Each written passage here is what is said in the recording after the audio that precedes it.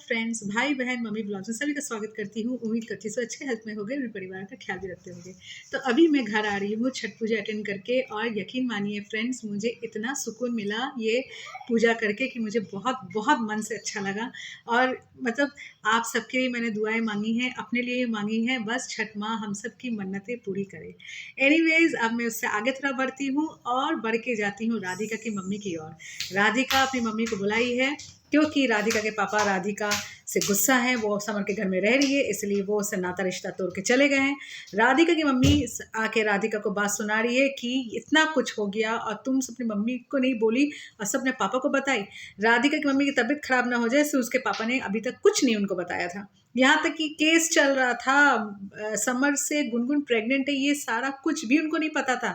मैं तो खुद हैरान हूँ कि राधिका की मम्मी को ऐसे कैसे कुछ नहीं पता था, क्योंकि राधिका तो अपने घर में जाके रह रही थी। वो जो कोर्ट में जाती होगी, कुछ भी होता होगा, केस चल रहा होगा, तो उसको भी तो जाना पड़ता होगा। तो यहाँ पे उसकी मम्मी को क्या कुछ भी नहीं पता होगा?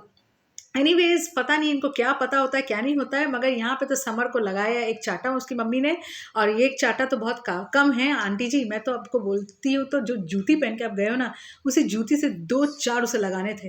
वो जो एक खर्चे की बात फिर से कर रहा है कि आपकी बेटी को मैं खर्चा देने के लिए, एक घर देने के लिए रेडी हूँ, तो क्या एहसान कर रहा है क्या राधिका के ऊपर? घर देगा और खर्चा देगा। किसने खर्चा मांगा है? राधिका को ना उसका खर्चा चाहिए ना घर चाहिए, राधिका के पास सब कुछ है। राधिका को चाहिए एक पति का प्यार, तो पति का प्यार जब उसको नहीं दे सकता है तो फिर काहे का पति? वो क्या वो करेगा? राधिका को क्या एज अ मिस्ट्रेस वो रखना चाहता है? मिस्ट्रेस तो उसकी गुनगुन बनी हुई है। गुनगुन किसी और की बीवी, उससे प्रेग्नेंट हो गई। यहाँ पे उसको ये सब में मजा आ रहा है और इतनी बड़ी बड़ी बातें करता है। आपको तो उसे खींच के मारना चाहिए अच्छा से, कि आपकी बेटी की जीवन से वो खेला है। आपको तो अच्छे से मारना चाहिए। ये चीज़ आपने बहुत सही कहा कि अगर गुनगुन से तुमको साथ में रहना था तो राधिका से शादी क्यों की, और गुनगुन की शादी फिर ध्रुव से क्यों करवाई? ये सब नौटंकी करने की ज़रूरत क्या थी, और हमें इतनी नौटंकी दिखाने की ज़रूरत क्या थी? सीधा सीधी राधिका को छोड़ता और गुनगुन का हाथ पकड़ लेता, गुनगुन के साथ फिर से रहता, तो राधिका भी डिवोर्स दे देती। मैं अब आंटी जी राधिका से एक ही चीज़ बोलूँगी और आपको भी एक ही चीज़ सजेस्ट करूँगी कि आप इसको, समर को अच्छे से सबक सिखाओ। सबक सिखाने के बाद जेल यात्रा जब समर जाए उसके बाद आप राधिका को उससे डिवोर्स दिलवाओ। दिला के आप राधिका के लिए अच्छा लड़का देख के उसकी शादी करवाओ, या तो उसको अपने घर में रखो, कुछ करे वो।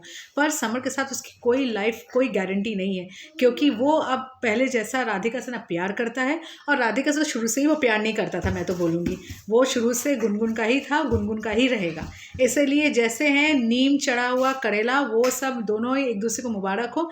आप राधिका को इनसे दूरी रखो। बस फ्रेंड्स, जिसको आज का मेरा ब्लॉग अच्छा लगा प्लीज़ एक लाइक ज़रूर करिएगा, और जो चैनल में नए हैं वो सब्सक्राइब ज़रूर कीजिएगा। तब तक के लिए बाय बाय।